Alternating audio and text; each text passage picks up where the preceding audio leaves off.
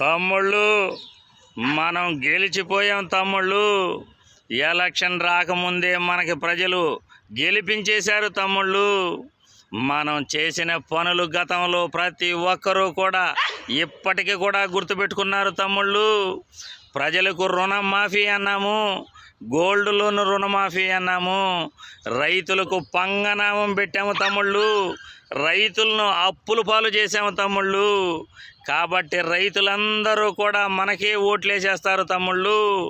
ఈ రైతులు ఎవరైతే వాళ్ళను దగా చేస్తారు, ఎవరైతే మోసం చేస్తారు, వాళ్ళకే ప్రజలంతా ఓట్లేసేస్తారు తమ్ముళ్ళు. మనం ఇంటికి ఒక ఉద్యోగం చెప్పాము, బాబుస్తే జాబ్ వస్తుందని చెప్పాము.